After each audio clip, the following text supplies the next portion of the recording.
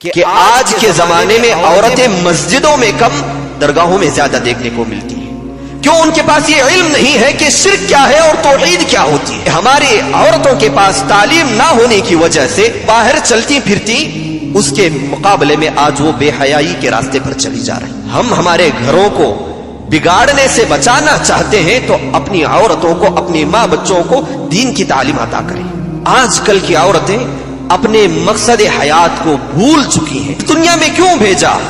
عورت شادی ہونے سے پہلے اپنا کریئر، اپنی زندگی کے بنانے کے پیچھے مصروف ہو جاتی ہے اور شادی کے بعد اپنے شوہر، بچے کے تربیت میں، گھریلو کام میں لگا دیتی ہے۔ ان دونوں کے بیچ میں وہ بھول بیٹھی ہے کہ اللہ رب العالمین نے انہیں کیوں بھیجا ہے۔ لَخْتُ الْجِنَّ وَالْإِنسَ إِلَّا لِيَعْبُدُونَ، کہ میں نے جنوں اور انسانوں کو محض اس لیے پیدا کیا تاکہ وہ میری ہی عبادت کریں۔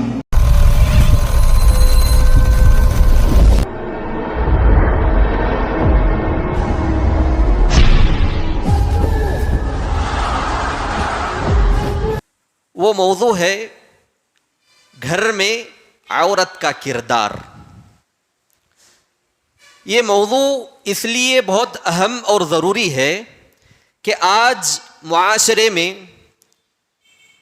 اکثر گھروں کے اندر میاں بیوی کے درمیان لڑائی جھگڑے، ساس بہو کے درمیان نا اتفاقی، طلاق، خلا، یہ سارے مسائل آج کل ہمیں دیکھنے کو ملتے ہیں۔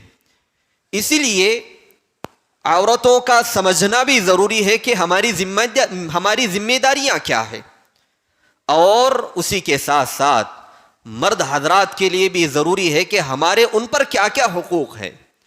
تو اسی لیے یہ موضوع بڑا اہم ہے۔ دیکھیے، جب سے دین اسلام آپ صلی اللہ علیہ وسلم کے ذریعے بھیجا گیا، اس سے پہلے اگر ہم زمانے جاہلیت میں عورتوں کی تاریخ پر پردہ ڈالیں تو عورتوں کا وہ مقام، وہ مرتبہ نہیں تھا جو اسلام نے ان کو دیا ہے۔ اسلام سے پہلے زمانے جاہلیت میں ان کو زندہ درگور کیا جاتا تھا، انہیں منحوس سمجھا جاتا تھا، انہیں مارا پیٹا جاتا تھا، انہیں محض ایک سامان کی طرح دیکھا اور استعمال کیا جاتا تھا۔ یہ اسلام کا بڑا احسان ہے کہ اس نے عورتوں کو وہ مقام، وہ عزت، وہ شرف، وہ بلندی عطا کی جو دیگر کسی مذاہب نے ان کو عطا نہیں کی۔ اگر جب وہ شادی سے پہلے گھر میں لڑکی کے روپ میں ہوتی ہے تو ان کے لیے خوشخبری سنائی کہ اگر ان کی کوئی اچھی پرورش کرے گا تو اس باپ کے لیے جنت ہے۔ اور شادی کے بعد اگر کوئی عورت اپنی ذمہ داری اپنی بیوی اپنے شوہر کی مکمل ذمہ داری عطا کرتی ہے تو اس صورت میں بھی اس کے لیے جنت ہے۔ اور یہی عورت جب تعلیم یافتہ ہو کر گھر میں اولاد کی بہترین تربیت کرتی ہے تو اس تربیت کی بنا پر اس گھر اور وہ گھر کے ذریعے پورا معاشرہ اصلاح سے بھرپور ہوتا ہے۔ تو لہذا یہ عزت، یہ احسان، یہ مقام، یہ مرتبہ اسلام نے ان کو دیا ہے، یہ ہمیشہ ان کے ذہنوں میں ہونا چاہیے۔ سب سے پہلے اگر ہم بات کریں گھر میں عورت کا کیا کردار ہونا چاہیے، اس سے پہلے اس چیز کو سمجھنا بے حد ضروری ہے کہ گھر میں اختلافات، فسادات کیوں ہوتے ہیں، گھر میں ایک عورت اپنا کردار کیوں ادا نہیں کر پاتی، اس کو سمجھنا بہت ضروری ہے۔ اس کے 3 بڑے اہم اسباب ہیں میرے بھائیوں، جو آج کل گھروں میں اختلافات، بگاڑ، یہ ساری چیزیں جو ہو رہی ہیں، اس کے اہم بنیادی 3 اسباب ہیں۔ پہلا سبب جو گھر میں بگاڑ ہو رہا ہے، فساد ہو رہا ہے، اس کا سب سے اہم سبب یہ ہے کہ آج کی عورتیں دین اسلام کی تعلیم سے بہت دور ہیں۔ یوں کہیں کہ اسلام کی تعلیمات سے وہ جاہل ہیں، ان کے اندر دین اسلام کی تعلیم نہ ہونے کی بنا پر آج اکثر گھروں میں آپ بے سکونی، اختلافات، بگاڑ، یہ ساری چیزیں دیکھتے ہیں۔ جبکہ آپ صلی اللہ علیہ وسلم نے فرمایا طلب العلم فریضۃ علی کل مسلم، بنیادی چیزوں کا علم حاصل کرنا یہ ہر مرد، عورت، بوڑھے، بچے سب پر فرض ہے۔ آج اسی جہالت کی بنا پر آپ دیکھیں گے کہ آج کے زمانے میں عورتیں مسجدوں میں کم، درگاہوں میں زیادہ دیکھنے کو ملتی ہیں۔ کیوں؟ ان کے پاس یہ علم نہیں ہے کہ شرک کیا ہے اور توحید کیا ہوتی ہے۔ آج یہی وجہ ہے کہ ہماری عورتوں کے پاس تعلیم نہ ہونے کی وجہ سے جہاں پر پردہ پہن کر اوڑھ کر وہ باہر چلتی پھرتی، اس کے مقابلے میں آج وہ بے حیائی کے راستے پر چلی جا رہی ہیں۔ یہ تعلیم نہ ہونے کی ہی نتیجے میں ہو رہا ہے میرے بھائیوں۔ تو لہذا سب سے ضروری ہے، اگر ہم ہمارے گھروں کو بگاڑنے سے بچانا چاہتے ہیں تو اپنی عورتوں کو، اپنی ماں بچوں کو دین کی تعلیم عطا کریں۔ اس کے علاوہ گھر جو بگڑتے ہیں اس میں سے ایک اہم سبب یہ بھی ہے کہ آج کل کی عورتیں اپنے مقصد حیات کو بھول چکی ہیں۔ وہ یہ بھول چکی ہیں کہ اللہ رب العالمین نے انہیں کیوں پیدا کیا، انہیں اس دنیا میں کیوں بھیجا۔ عورت شادی ہونے سے پہلے اپنا کریئر، اپنی زندگی کے بنانے کے پیچھے مصروف ہو جاتی ہے، اور شادی کے بعد اپنے شوہر، بچے کے تربیت میں، گھریلو کام میں لگا دیتی ہے۔ ان دونوں کے بیچ میں وہ بھول بیٹھی ہے کہ اللہ رب العالمین نے انہیں کیوں بھیجا ہے۔ اللہ رب العالمین کا فرمان ہمیشہ عورتوں کو، مردوں کو یاد ہونا چاہیے، وَمَا خَلَقْتُ الْجِنَّ وَالْإِنسَ إِلَّا لِيَعْبُدُونَ، کہ میں نے جنوں اور انسانوں کو محض اس لیے پیدا کیا تاکہ وہ میری ہی عبادت کریں۔ اور اسی طرح ایک اہم سبب جو گھروں کے بگاڑ کے اسباب میں سے ہے، وہ ہے مردوں کی شوہروں کی نافرمانی۔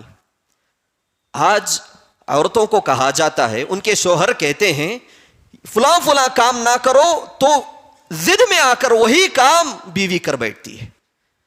یہ سمجھتی ہے کہ میں کیوں سنوں، کیا میں حق نہیں رکھتی اپنے منمانی کا؟ نہیں میرے بہنوں، اللہ رب العالمین کا ارشاد ہے الرجال قوامون علی النساء، آپ پر مردوں کو ذمہ دار بنایا گیا ہے، آپ پر مردوں کو بڑا بنایا گیا ہے، نہ کہ آپ مردوں پر بڑی ہیں۔ تو لہذا اس چیز کو بھی یاد رکھنا بے حد ضروری ہے کہ مردوں کی اطاعت و فرما برداری کی جائے۔ اگر ان تین اسباب کو سمجھنے کے بعد اس کی کمزوری کو دور کیا جائے، اس پر محنت کی جائے، تو کافی حد تک معاشرے میں اصلاح ہو سکتی ہے۔ اگر بات کریں ہم عورت کا کردار گھر میں کیا ہوتا ہے، تو یاد رکھیں ہر عورت کا اپنی جگہ پر، اپنے گھر میں بہت اہم کردار ہے۔ وہ کردار اہم اس لیے ہے کیونکہ اگر آپ اپنے کردار میں اچھی ہیں تو یقین جانیے آپ کا گھر اسلامی تربیت یافتہ والا ہوگا۔ اگر اسی کے نتیجے میں اگر آپ کے پاس اچھی تربیت نہیں ہے، آپ نے اپنے کردار کو حق ہو کما حق ہو ادا نہیں کیا، یقین جانیے گھر سے معاشرہ تباہ و برباد ہو جائے گا۔ معاشرے میں تباہی مچانے کے لیے عورت کا فتنہ کافی حد تک کافی ہے۔ عورت ایک ایسی ذات ہے، وہ اکیلے ہی گھر اور اس گھر کے ذریعے معاشرے کو تباہ و برباد کرنے کی طاقت رکھتی ہے۔ تو اسی لیے ہر عورت کا اپنی جگہ پر اہم کردار ہوتا ہے۔ اگر سب سے پہلے اگر عورت کے اپنے گھر میں کردار کی بات کی جائے، اس کا اہم اور ضروری کردار اس کے اپنے گھر میں یہ ہوتا ہے کہ سب سے پہلے وہ اپنے شوہروں کی مطیع و فرما بردار بنے، ان کے اچھے، پسند، ناپسند، خوشی، ناراضگی، ان تمام چیزوں کا خیال رکھنا یہ ہر عورت پر ضروری ہے اور فرض ہے۔ اور جہاں پر اطاعت کی بات کی جائے تو یہ بات بھی یاد رکھنا بے حد ضروری ہے کہ ضروری نہیں کہ آپ کا شوہر آپ کو زبانی طور پر کہے کہ مجھے یہ پسند ہے، مجھے یہ پسند نہیں ہے، مجھے یہ چاہیے اور مجھے یہ نہیں چاہیے۔ نہیں میرے بہنوں، بسا اوقات ایسا ہوتا ہے کہ آپ کے شوہر کو بہت ساری چیزیں پسند ہوتی ہیں لیکن وہ اپنی زبان سے ادا نہیں کرتا۔ اچھی بیوی وہی ہوتی ہے جو کہنے سے پہلے سمجھ جائے کہ میرے شوہر کو کیا چاہیے۔ آپ اگر ازواج مطہرات کا مطالعہ کریں گی تو آپ کو پتا چلے گا کہ وہ اپنے شوہروں کی کتنی زیادہ احساس مند ہوا کرتی تھی۔ مثال کے طور پر عائشہ رضی اللہ عنہا یہ آپ صلی اللہ علیہ وسلم کا اتنا زیادہ خیال کرتی کہ ہر چیز بولنے سے پہلے سمجھ جایا کرتی تھی. آپ کو واقعی افک تو یاد ہوگا, واقعی افک جس میں عائشہ رضی اللہ عنہا کا ہار گم گیا تھا. ایسی جگہ پر آپ صلی اللہ علیہ وسلم رکے کھڑے جہاں پر نہ ہی پانی تھا نہ ہی سایہ دار کوئی جگہ تھی اور سخت دھوپ تھی. آپ صلی اللہ علیہ وسلم کے لیے ایک خیمہ لگایا جاتا ہے. آپ صلی اللہ علیہ وسلم تلاش کرنے کے بعد تھک ہار کر اس خیمے میں جا کر آرام کر رہے ہوتے ہیں عائشہ رضی اللہ عنہا کی گود میں. باہر صحابہ ابو بکر رضی اللہ عنہ جو کہ ان کے باپ تھے ان کو برا بلا کہنے لگتی ہیں کہ ایسی بیٹی ہے کہ انہوں نے آپ صلی اللہ علیہ وسلم کو اس بیابان جنگل میں کھڑے ہونے پر مجبور کیا, آپ صلی اللہ علیہ وسلم کی ذات کو تکلیف پہنچائی. بہت سارا سننے کے بعد ابو بکر رضی اللہ عنہ ہمارے غصے کے خیمے میں اندر آتے ہیں, آ کر بہت زیادہ ڈانٹتے ہیں, بہت زیادہ برا بلا کہتے ہیں. اتنے پر ان کا من نہیں بھرتا, ان کو زور سے لوچتے ہیں, ان کی چمٹی لیتے ہیں, اتنی زور سے ان کو لوچتے ہیں کہ عائشہ رضی اللہ عنہا کی آنکھوں سے آنکھوں جاری ہوتے ہیں. پھر بھی وہ ٹس سے مس نہیں ہوتی, محض اس لیے کہ میرے آقا میرے سرتاج میری گود پر سوئے ہوئے ہیں اور میرے آنسوں کے میرے تکلیف کی وجہ سے ان کی نیند بیدار نہ ہو. آج اتنا زیادہ خیال کرنے والی عورتیں کہاں ملیں گی؟ محض نیند خراب نہ ہو اس لیے انہوں نے اپنے آنسوؤں پر اپنی تکلیف پر بہت زیادہ کنٹرول کیا. اسی طرح آپ صلی اللہ علیہ وسلم ایک مرتبہ میمونہ رضی اللہ عنہا کے گھر آتے ہیں, تشریف لاتے ہیں مارے غصے کے.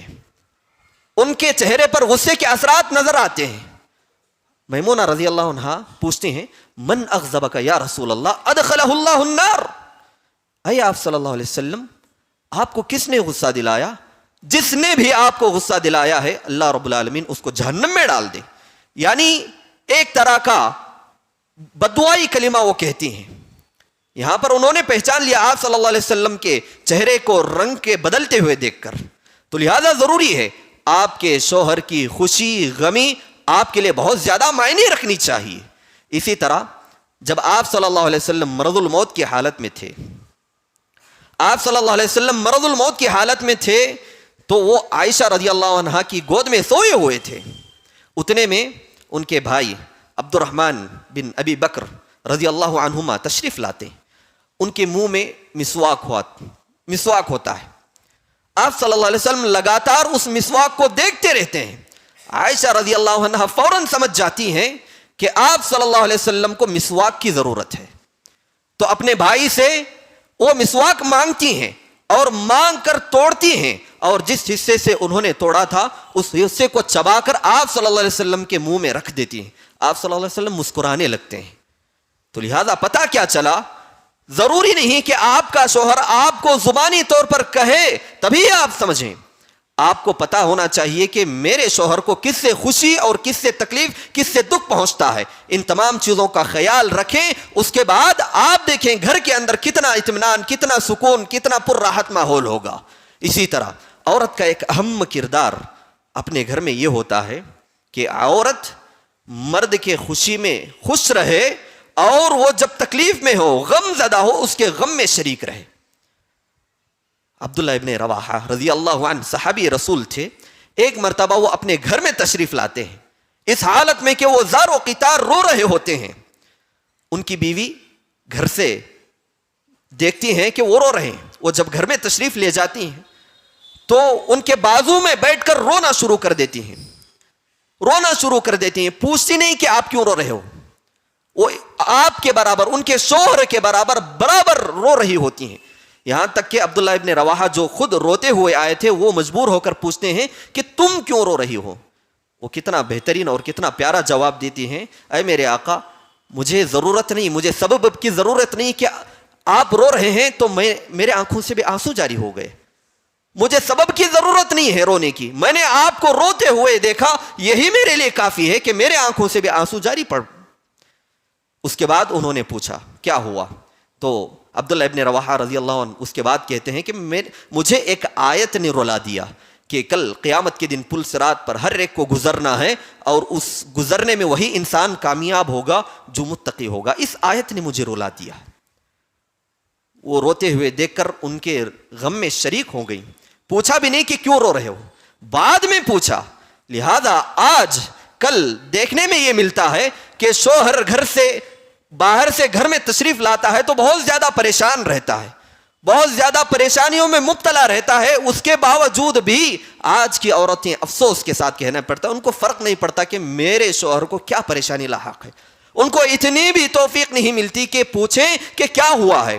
غم میں دکھ میں شریک ہونے کی بڑی بات, وہ سوال بھی نہیں کرتے کہ آپ پریشان کیوں نظر آ رہے ہیں. بس اپنے کام میں اپنے ذمہ داری میں مشغول رہتے ہیں. یہی ذمہ داری نہیں, یہ بھی ذمہ داری ہے کہ آپ کا شوہر خوش ہے تو کیوں خوش ہے, دکھ ہے تو کیوں دکھ ہے. یہ ساری چیزیں ایک عورت کو جاننا بہت ضروری ہے. اس کے علاوہ عورت کا اپنے گھر میں جو کردار ہوتا ہے وہ بڑا اہم کردار یہ بھی ہے کہ عورت اپنے شوہر کو ہمیشہ حوصلہ دیتی رہے. جب وہ پریشان ہو, دکھ میں ہو, تکلیف میں ہو, کسی پریشانی میں مبتلا ہو, تو ضروری ہے کہ عورت اپنے شوہر کو حوصلہ دے. آپ جانتے ہیں کہ پہلی وحی کے بعد آپ صلی اللہ علیہ وسلم جب گھر تشریف لاتے ہیں تو بہت زیادہ پریشان ہو کر تشریف لاتے ہیں. وہ کہتے ہیں خشیت علی نفسی, خدیجہ رضی اللہ عنہا سے کہتے ہیں کہ میں اپنے نفس پر ڈر رہا ہوں, میری جان کو خطرہ لاحق ہے, مجھے ایسا محسوس ہو رہا ہے, مجھے چادر اڑاؤ, مجھے چادر اڑاؤ. اس کے بعد خدیجہ رضی اللہ عنہا ان کو چادر اڑاتی ہیں, اور جب کہتے ہیں کہ مجھے اپنے نفس پر ڈر ہو رہا ہے تو ہمت افزا کلمات ان کو کہتی ہیں, کلا واللہ ما یخزیک اللہ ابدا انک لتصل الرحم وتحمل الکل وتکسب المعدوم وتقری الضیف وتعین علی نوائب الحق. اللہ ہرگز ہرگز آپ کو ضائع نہیں کرے گا. کیوں؟ آپ صلہ رحمی کرنے والے ہیں, مجبور لوگوں کو کما کر دینے والے ہیں, مہمانوں کی مہمان نوازی کرنے والے ہیں, حق والے کو حق دلانے والے ہیں. اللہ ہرگز آپ کو ضائع نہیں کرے گا. اس کے بعد تسلی دینے کے بعد جب کچھ آرام اطمینان آپ صلی اللہ علیہ وسلم کو ہوتا ہے تو فوراً اپنے چچا زاد بھائی ورقہ بن نوفل کے پاس چلی جاتی ہیں, جو کہ اس زمانے میں سابقہ دین کے شریعت کے وہ عالم دین تھے. جاتی ہیں, سارا ماجرا سناتی ہیں, تو وہ تسلی دیتے ہوئے کہتے ہیں یہ وہی ناموس فرشتے ہیں جو عیسیٰ علیہ السلام پر تشریف لائے تھے, وہی لے کر آئے تھے. یاد رکھو آپ کے شوہر کو بہت بڑی ذمہ داری ملنے والی ہے, ان کو نبی بنایا گیا ہے. یقیناً ان کی قوم ان کو نکال دے گی, ان کو بہت زیادہ تکلیف دے گی. اگر میں آپ کے زمانے میں شریک رہا تو بھرپور مدد کروں گا. اس واقعے کی روشنی میں ہمیں کیا سمجھ آتا ہے؟ جب شوہر پریشان ہو تو اس کی پریشانی کو دور کرنے سے پہلے اس کو کچھ ہمت دیں. زبان میں بہت زیادہ اللہ رب العالمین نے تاثیر رکھی ہے. آپ کے 4 میٹھے بول ان کے پریشانیوں کو کافی حد تک کم کرنے کے لیے کافی ہیں. اس کے بعد آپ اپنی استطاعت کے مطابق دیکھیں کہ میرے طاقت میں کتنا ہے کہ میں اپنے شوہر کی پریشانیوں کو دور کر سکوں. اس کے علاوہ ایک اہم ذمہ داری عورت کی یہ بھی ہونی چاہیے کہ عورت اپنے مرد کی مدد بھی کرے, اپنے شوہر کی مدد بھی کرے. آپ کو معلوم ہونا چاہیے عبداللہ ابن مسعود رضی اللہ عنہ کبار تابعی, جلیل القدر تابعی ہیں, بہت زیادہ احادیث ان سے مروی ہیں. وہ بہت دبلے پتلے لاغر قسم کے انسان تھیں. ان کی جو بیوی تھیں ام ولد, ایک بہت بڑے خاندان سے تعلق رکھنے والی تھی, اور ایک اہم اور اچھی بات یہ تھی کہ وہ فنکار تھیں. سننا بلنا یہ ان کو بہت اچھی مہارت رکھتی تھی اس میں. تو وہ اپنے شوہر کی کافی حد تک سلائی بنائی سے مدد کیا کرتی تھی. کیوں؟ وہ جسم سے دبلے پتلے تھے, لاغر تھے, زیادہ کشتکاری محنت نہیں کر سکتے تھے. تو لہٰذا ان کو جو اللہ نے صلاحیت دے رکھی تھی گھر میں رہ کر ان کی مدد کیا کرتی تھی. تو ضروری ہے کہ آج کی عورتیں بھی, اللہ نے بے شمار صلاحیتوں سے الگ الگ صلاحیتیں عورتوں کو نوازا ہوتا ہے, تو دیکھے کہ وہ گھر میں رہ کر اپنے شوہر کی کہاں تک مدد کر سکتی ہے.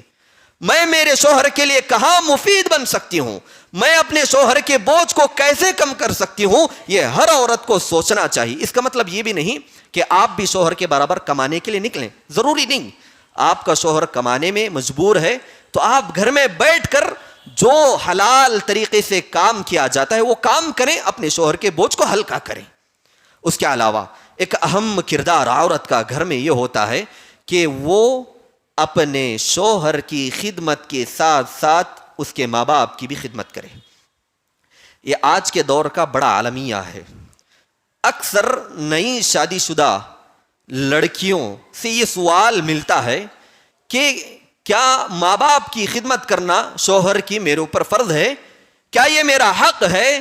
اس طرح کے سوالات آج کے دور کی لڑکیاں بہت زیادہ کرنے لگتی ہیں, اپنے حق کا مطالبہ کرتی ہیں. کیا ان کی خدمت کرنا میری ذمہ داری ہے؟ کیا ان کا کھانا پلانا یہ میرے ذمے ہے؟ ان کو دوائیاں دینا یہ میرے ذمے ہے؟ میرے ذمے تو اتنا ہے کہ میں شوہر کی خدمت کروں. افسوس کے ساتھ کہنا پڑتا ہے اس طرح کے بےہودہ بیکار کے سوالات آج کے زمانے میں کثرت سے عورتوں سے ہو رہے ہیں. یاد رکھیں احسان نام کی بھی چیز ہوتی ہے. اگر آپ نے اپنے ساس سسر کے ساتھ احسان کا معاملہ کیا, کل آپ کے ساتھ بھی احسان کا معاملہ ہوگا. اگر آپ پڑھتی کہ صحابیات کا کیا کردار ہوا کرتا تھا اپنے گھر میں, ماں باپ کی خدمت سے لے کر گھر کے کام کاج کرنے تک, تو آپ یہ سوال ہی نہ کرتی. فاطمہ رضی اللہ عنہا آپ صلی اللہ علیہ وسلم کے لخت جگر تھیں, نور نظر تھیں, جگر کا ٹکڑا تھی. جب علی رضی اللہ عنہ سے ان کی شادی ہوتی ہے تو وہ گھر کے کام کاج میں اتنا زیادہ مشغول ہو جاتی ہیں, اتنا زیادہ کام کاج ان کو گھر کا کرنا پڑتا تھا کہ ان کے ہاتھوں میں چھالے آ جاتے تھے, اور چکی پیس پیس کر ان کے ہاتھ زخم سے آلودہ ہو جاتے تھے. بہت زیادہ تکلیف کے بعد, برداشت سے باہر ہونے کے بعد وہ آپ صلی اللہ علیہ وسلم کی خدمت میں تشریف لاتی ہیں, اور کیا سوال کرتی ہیں؟ وہ یہ سوال نہیں کرتی کہ گھر کے کام کاج کرنا میری ذمہ داری ہے, نہیں, وہ کہتی ہیں اے ابا جان مجھے بہت زیادہ محنت ہو رہی, مجھے بہت زیادہ تکلیف ہو رہی ہے, لہذا میں آپ سے گزارش کر رہی ہوں کہ میرے لیے کوئی خادمہ ہو تو فراہم کرے تاکہ وہ میرے کام کاج میں مدد کرے. اس کا مطلب کیا؟ تاکہ آدھا کام وہ کرے آدھا کام میں کروں, تاکہ اطمینان و سکون کے ساتھ میں بھی رہوں اور گھر میں اطمینان سکون کا ماحول بھی قائم رہے. تو آپ صلی اللہ علیہ وسلم نے جب یہ سنا, انہوں نے یہ نہیں کہا اے میری بیٹی گھر کے کام کاج کرنا تیری ذمہ داری نہیں ہے, بلکہ کہا اے میری بیٹی یاد رکھو یہ سارے کام کرنا یہ تمہاری ذمہ داری ہے. اس کے بعد آپ صلی اللہ علیہ وسلم نے ایک دعا سکھائی, اس کو پڑھا کرو, اللہ تمہارے کام میں آسانی کرے گا. اس کے علاوہ اسی طرح اسماء بنت ابی بکر رضی اللہ عنہما, یہ زبیر بن عوام کی بیوی تھیں. یہ گھر کے کام کاج بے شمار کیا کرتی تھی, جیسے کہ کھجور کی گٹلیوں کو اٹھا کر کے سر پر رکھ کر لانا, ان کو پیسنا, اور تقریباً 10 سے 11 کلومیٹر دور کے مسافت سے اپنے کمر پر پانی لاد کر کے لانا, یہ ڈیلی کا معمول تھا.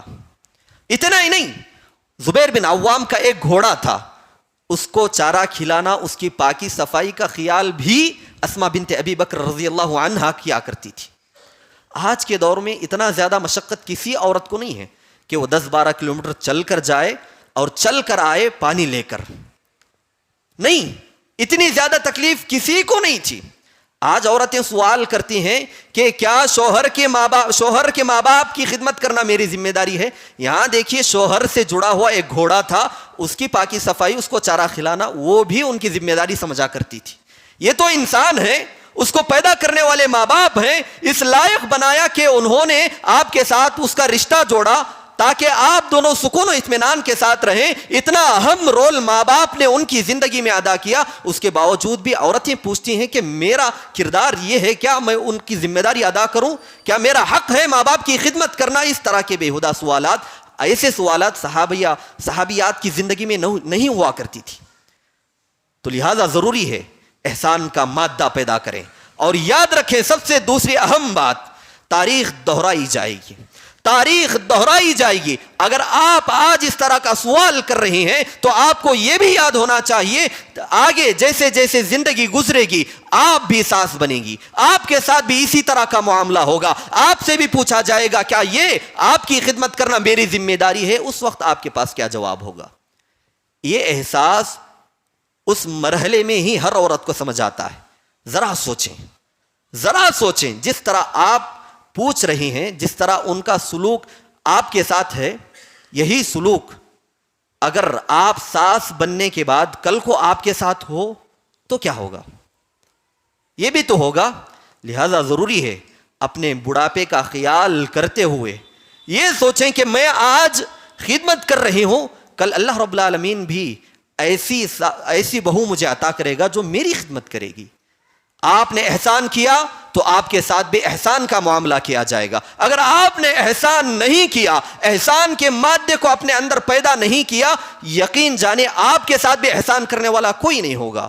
احسان اتنی بڑی چیز ہے, یہ دین کے اندر سب سے اعلیٰ معیار پر ہے. کیوں؟ کیونکہ اسلام اور ایمان دونوں جمع ہونے کے بعد جو احساس کے ساتھ انسان عمل کرتا ہے اس کو احسان کہتے ہیں. یہ ہر کسی کے اندر آسانی سے آ نہیں سکتا, بہت زیادہ مشکل ہوتی, بہت زیادہ پریشانیاں ہوتی, جب جا کر احسان کا مادہ ایک انسان کے اندر پیدا ہو سکتا ہے. تو لہذا احسان کا مادہ پیدا کریں, ثواب سمجھ کر ان کی خدمت کریں, اور یاد رکھیں آپ نے آج ان کی خدمت کی تو کل کو بھی آپ کی خدمت کی جائے گی, ورنہ ہرگز نہیں. اس کے علاوہ ایک اہم کردار عورت کا اپنے گھر میں یہ بھی ہونا چاہیے کہ وہ اپنے شوہر کی وقتاً فوقتاً اصلاح کرے. آج کی عورتوں کو دیکھ کر بڑا تعجب ہوتا ہے, ان کو اس بات کی فکر ہی نہیں ہے کہ میرا شوہر نماز پڑھ رہا ہے کہ نہیں. ان کو اس بات کی فکر نہیں ہے کہ جو میرا شوہر ہے, جو کما کر کے لا رہا ہے, وہ حلال ہے یا حرام. اصلاح کی کوئی پرواہ آج کی عورتوں کو ہرگز نہیں ہے. لہذا یاد رکھیں آپ کے اندر شوہر کی اصلاح کا جذبہ کوٹ کوٹ کر ہونا چاہیے. اگر آپ اس کی مثال ڈھونڈنا چاہیں تو ایک بہترین مثال یہ ہے کہ ام سلیم رضی اللہ عنہا یہ اسلام قبول کی. اس کے بعد ابو طلحہ رضی اللہ عنہ جو کہ ابھی اسلام قبول نہیں کیے تھے, وہ پیغام نکاح بھیجتے ہیں. وہ دوبارہ جواب میں کہتی ہیں کوئی بدبخت عورت ہوگی جو آپ کے رشتے کو ٹھکرائے. آپ اعلیٰ اخلاق والے ہیں, اعلیٰ کردار والے ہیں, اعلیٰ منصب اعلیٰ خاندان سے آپ کا تعلق ہے, کوئی بیوقوف ہی ہوگی جو آپ کے رشتے کو ٹھکرائے. لیکن میں ٹھکرا اس لیے رہی ہوں کیونکہ آپ کے اور میرے درمیان ایک آڑ ہے جسے اسلام کہا جاتا ہے. شادی ہونے سے پہلے انہوں نے اسلام کی اصلاح کی, ان کو مسلمان بنایا اور کہا کہ میرا مہر حق یہی ہے کہ آپ اسلام لے آئیں. اتنا اصلاح کا جذبہ کہاں ہے آج کی عورتوں کے اندر؟ تو لہذا ضروری ہے کہ آپ کا شوہر اگر کوئی برائی کر رہا ہے تو آپ اس کی اصلاح کریں, اور آپ کا شوہر اچھے کاموں میں کوتاہی کر رہا ہے بالخصوص فرائض کے معاملے میں, تو آپ پر یہ ذمہ داری بنتی ہے کہ آپ گھر میں رہتے ہوئے ان کو فرائض پر عمل کرنے پر آمدہ کریں. اور اسی طرح عورت کا کردار, عورت کی ذمہ داری خود کے گھر میں یہ بھی ہونی چاہیے کہ وہ اپنے شوہر کی غیرت عزت کا خیال رکھے. مطلب کیا ہے؟ مطلب یہ ہے کہ آپ کے شوہر کو آپ کے ساتھ کسی کا بات کرنا اچھا نہیں لگتا, شوہر کی موجودگی یا غیر موجودگی میں کوئی رشتہ دار آپ کے پاس آئے, اس کے شوہر کو اچھا نہیں لگتا, تو اس چیز کا خیال کرنا ہی غیرت ہے میرے بھائیوں. اس چیز کا خیال کرنا ہی غیرت کا نام ہے.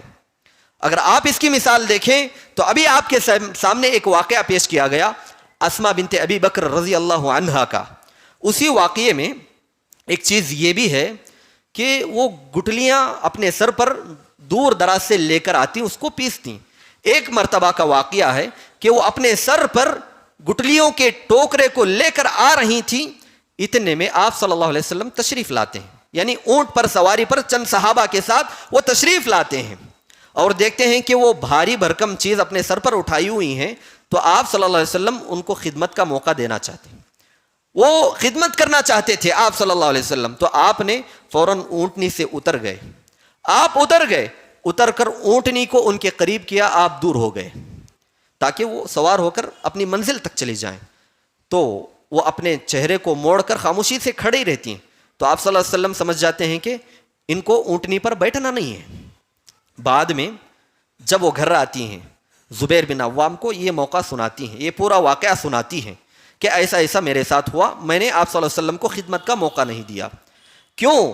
کیونکہ وہ ہوں گے اپنی جگہ نبی، رسول، پیغمبر، لیکن مجھے اس وقت آپ کی غیرت، آپ کی عزت کا خیال آیا. کیوں؟ اگر میں آج اس اونٹنی پر بیٹھ گئی تو مجھے پتا تھا یقیناً آپ کو اس سے تکلیف ہوگی، تو اس لیے میں اس اونٹنی پر نہیں بیٹھی.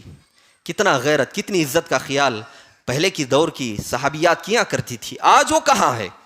اس کے بعد زبیر بن عوام کہتے ہیں یقیناً اگر تم اس اونٹنی پر بیٹھ جاتی تو مجھے بہت زیادہ تکلیف ہوتی. تو لہذا عورت کے اندر یہ مادہ ہونا چاہیے کہ میرے شوہر کو کس سے بات کرنا اچھا اور کس سے بات کرنا برا لگتا ہے، کس سے میرا تعلق اچھا لگتا ہے، کس سے میرا تعلق خراب لگتا ہے. یہ غیرت کا خیال کرنا عورت کی ذمہ داری ہے میرے بھائیوں. اور اسی طرح عورت کی ذمہ داری، عورت کا کردار، اس کی بات کی جائے تو یہ بھی بڑا اہم کردار ہے کہ عورت اپنے مزاج میں نرمی کو پیدا کرے. عورت اپنے مزاج میں نرمی کو پیدا کرے. ایک مرتبہ کا واقعہ ہے کہ آپ صلی اللہ علیہ وسلم بیٹھے ہوئے تھے، چند یہودی وہاں سے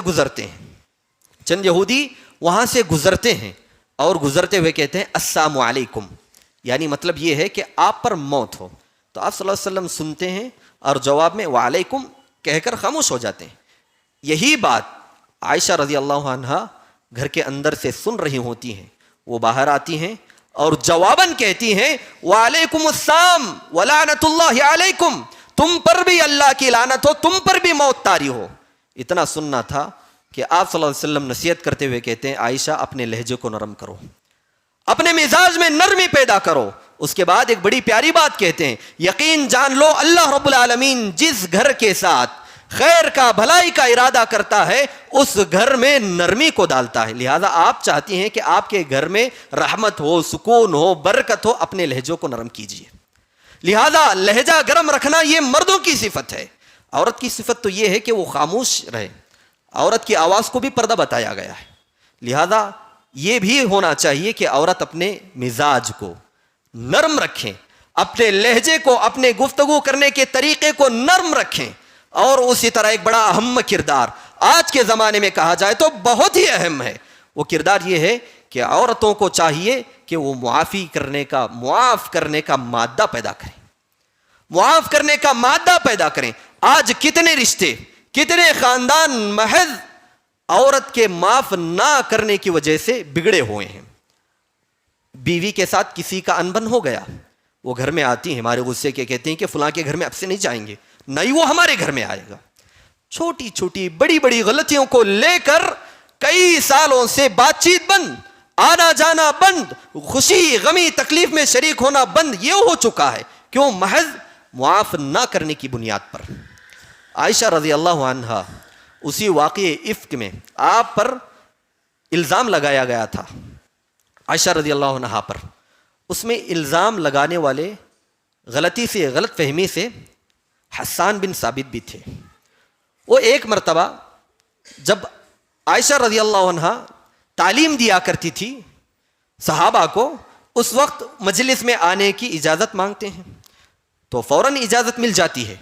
صحابہ تعجب کرنے لگتے ہیں، ہم نے تو سمجھا آپ ان کو اجازت نہیں دیں گی، آپ نے ان کو معاف نہیں کیا ہوگا. اتنا کہنا تھا کہ عائشہ رضی اللہ عنہا کہتی ہیں کہ حسان بن ثابت کا میرے شوہر پر بہت بڑا احسان ہے. وہ احسان یہ ہے کہ ابتدائی اسلام میں انہوں نے اپنی شعر و شاعری کے ذریعے آپ صلی اللہ علیہ وسلم اور دین کی خدمت کی.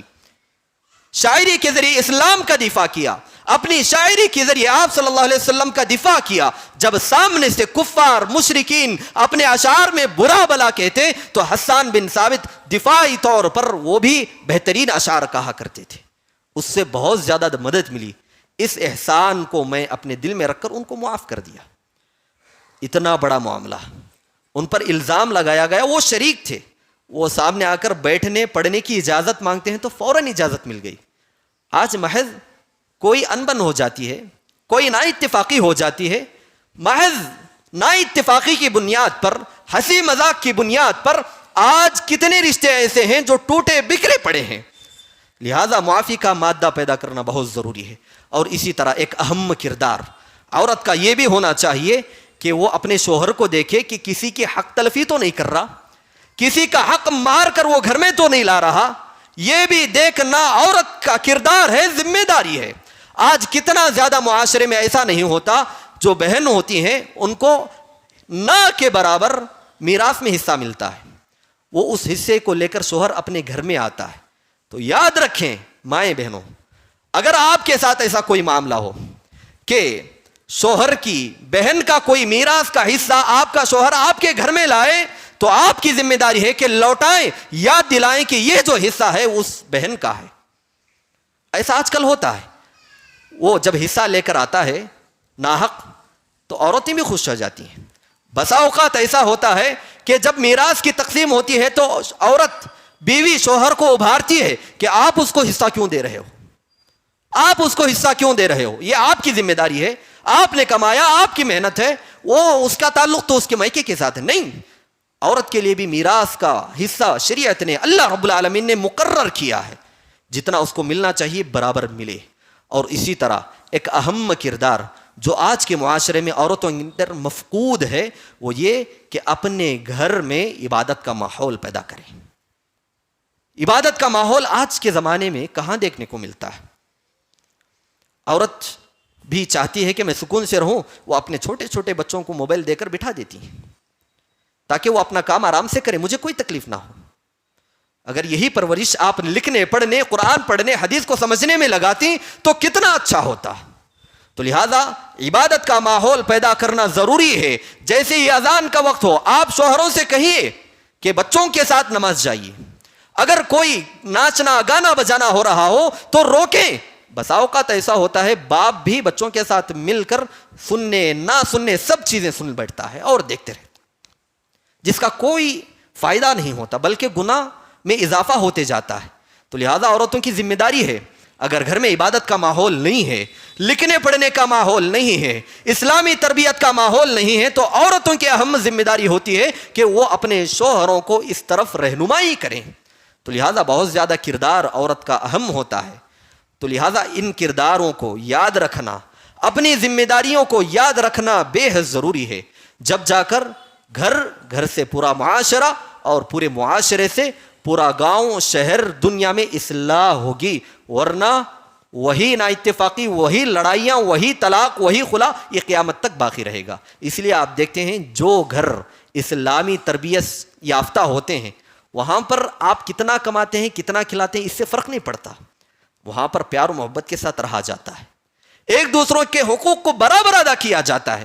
یہ کیوں ہوگا؟ یہ اسلام کی تربیت جب ہوگی تبھی ہوگا، ورنہ آپ کتنا بھی لا کر کمائیں وہ ناشکری کی ناشکری ہی رہے گی۔ اس کے مقابلے میں آپ تھوڑا بہت حلال طریقے سے کمائیں، اسی پر اللہ کا شکر ادا کرتے ہوئے، آپ کا حوصلہ بڑھاتے ہوئے، یہی کافی ہوتا ہے اس کا۔ تو لہذا ان کرداروں کو یاد رکھنا ہر عورت کی ذمہ داری ہے۔ اللہ رب العالمین سے دعا ہے کہ اللہ رب العالمین ہم تمام کی ماؤں بہنوں کو ان کرداروں کو اپنانے کی توفیق دے، آمین۔ وآخر دعوانا ان الحمدللہ رب العالمین۔ ایک آخری پیغام، پورا خطبہ تو عورتوں کے حوالے سے ہو گیا، اس خطبے کا اگر خلاصہ مردوں کے لیے کیا جائے، اگر مرد حضرات چاہتے ہیں کہ جو رویہ صحابیات کیا کرتی تھی آپ صلی اللہ علیہ وسلم کے ساتھ، یا ایک صحابی کا ان کی بیوی سے جو تعلق قائم تھا، اسی طرح کا تعلق اگر ہمارے زمانے میں ہو، ہمارے گھروں میں ہو، تو ضروری ہے کہ مرد حضرات بھی اسی طرح کا کردار اپنائے جس طرح کا کردار اس زمانے کے صحابہ کا تھا۔ ایسا ہرگز نہیں ہو سکتا آپ چاہتے ہیں کہ میری بیوی عائشہ جیسی ہوں، میری بیوی خدیجہ جیسی ہوں، آپ فرعون بن بیٹھے، ایسا کہاں ہوتا ہے؟ آپ چاہتے ہیں کہ میری بیوی عائشہ جیسی ہو تو آپ کے لیے ضروری ہے کہ آپ کے اندر وہی عادت، وہی اخلاق، وہی جذبہ، وہی احساس ہونا چاہیے جو صحابہ کا تھا، آپ صلی اللہ علیہ وسلم کا تھا.